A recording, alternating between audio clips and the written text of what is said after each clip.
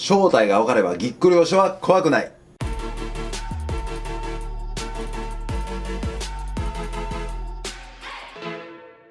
こんにちは、バク先生です。いつも高評価コメントありがとうございます。今回はぎっくり腰の正体と効果抜群の応急処置方法についてお伝えします。ぎっくり腰といえば急に腰に激痛が走る。痛みのせいで体を全く動かせなくなったり、日常生活にも多大な影響があります。ぎっくり腰の経験がある方のほとんどがぎっくり腰の再発を恐れています。なぜ怖いのか。それはいつ激痛に襲われるかわからないということと、それがなぜ起きるのかという原因がわからないからです。わからないから怖い。これは人間の心理ですよね。逆に言うと分かれば怖くない。そうです。しっかり理解すればむやみに恐れる必要はないんです。今回の動画ではぎっくり腰の正体について解説した後に、実際にぎっくり腰になってしまった時にできる効果抜群の応急処置方法をお伝えします。過去にぎっくり腰の経験があって、もう二度とぎっくり腰になりたくない。身の回りにぎっくり腰を繰り返している人がいる。ぎっくり腰に効く応急処置方法を知りたい。そういった方々にはかなり有益な情報になっています。ぜひ最後までご視聴ください。このチャンネルで痛み改善、自律神経、美容など日々の健康に役立つ情報を配信しています。ぜひチャンネル登録していただいて他の動画もチェックしてみてください。初の書籍一人生態発売しました。Amazon や楽天ブックスなどでも購入可能です。こちらもチェックお願いします。まずあなたに知っていただきたいのはぎっくり腰の正体です。結論から言います。ぎっくり腰の正体は股関節周りの筋疲労です。これを聞いて頭にハテナマークが浮かんだあなた、その気持ちわかります。なぜ股関節周りの筋肉の疲労で腰に激痛が走るのか、ここ繋がりませんよね。今から順を追って説明します。まず筋肉は使いすぎ、栄養不足、休養不足などコンディションが悪くなると硬くなります。筋肉が硬くなることで、その筋肉が付着する関節の動きが悪くなります。ある関節の動きが悪くなると、その他の関節がそれをカバーしようとして余計に動くことになります。必要以上に動きを強いられた結果、その関節には大きな負荷がかかり、損傷が起きる。つまり腰は動きの悪くなった股関節をカバーしようとして許容範囲を超えて動く。その結果、腰の関節に過度の負荷がかかり、捻挫などの損傷が起きてしまっているということです。例えば体をこのようにねじる動きで言うと、実はほとんど股関節の動きで賄っています。腰の動きはほんの少し、だいたい5度程度と言われています。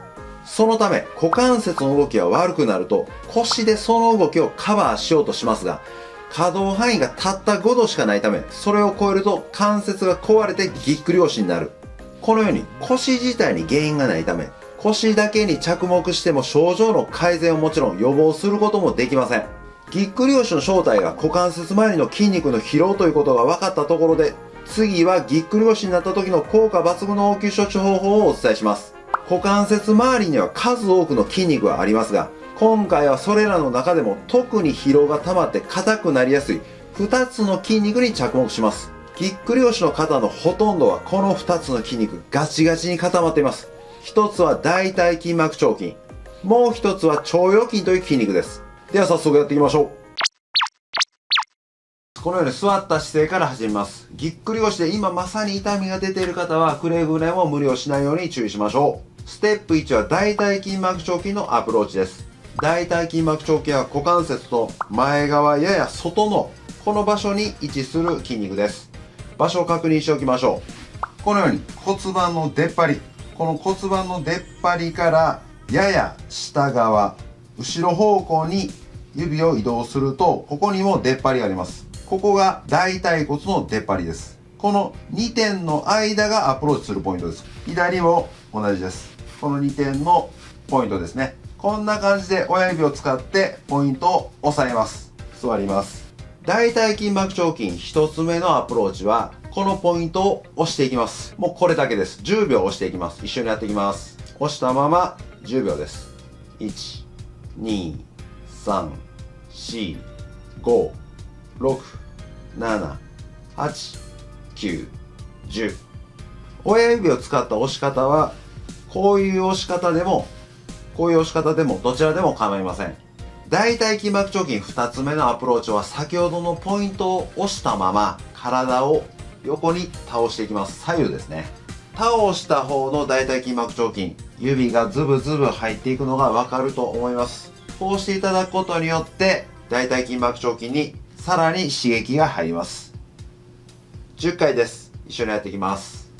1、2、3、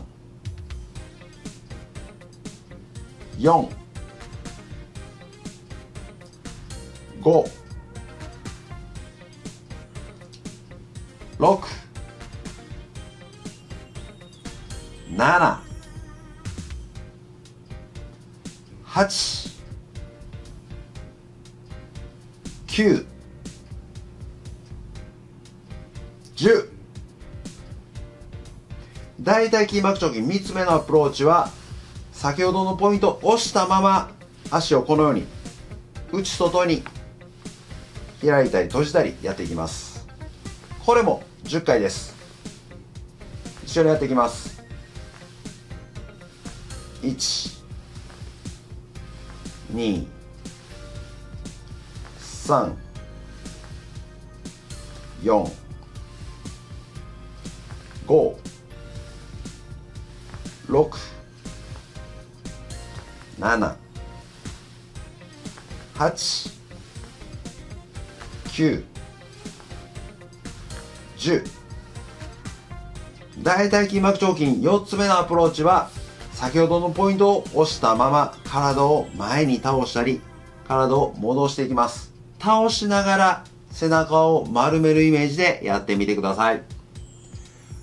くれぐれもゆっくり少しずつ動きを出していってください。無理をしないようにしましょう。これも10回です。一緒にやっていきます。1、2、3、4、5、6、7、8、9、10。大腿筋膜腸筋のアプローチに共通する注意点ですが、体を動かしているときにポイントを押す指の圧を弱まらないように注意してください。しっかり押しながら体を動かしていきます。前後とか左右ですね。しっかり押し込みながらやっていきましょう。ステップ2は腸腰筋のアプローチです。腸腰筋は大腿骨の付け根、股関節の付け根から股関節をまたいで腰骨についている筋肉です。場所を確認しておきます。先ほどの骨盤の出っ張り確認します。それからおへそ、この間ですね。この間が腸腰筋を押すポイントになります。こんな感じで場所を確認して座ります。場所確認できましたら、押しながら体を丸めていきます。こんな感じですね。うーっと。で、戻します。こんな感じですね。で、この時に呼吸も意識しましょう。押し込みながら体を前に倒す時に息を吐きます。戻す時に息を吸います。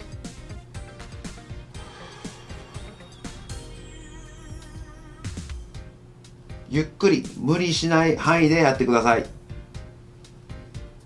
じゃあ一緒にやっていきます。10回やります。1回、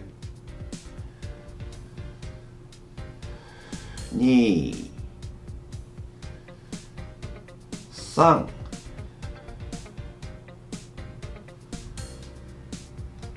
4、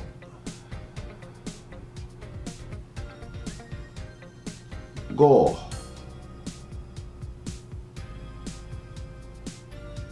6、7、8、9、10。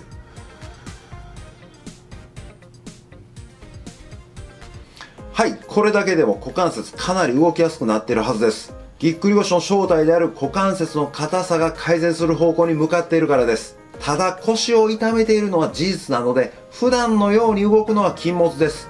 ある程度の安静休養は必要です。場合によってはコルセットなどで固定をする必要もあるので注意しましょう。今回お伝えした応急処置、安静休養固定をうまく合わせながらぎっくり腰に対処する必要があることを忘れないようにしましょう。今回はぎっくり腰の正体と効果抜群の応急処置方法についてお伝えしました。今回お伝えした応急処置方法は同時にぎっくり腰の予防にも有効です。定期的に行うことでぎっくり腰を予防していきましょう。わかりにくいところがあればいつでもコメント欄から質問してくださいね。では次回の動画でお会いしましょう。バイバイ。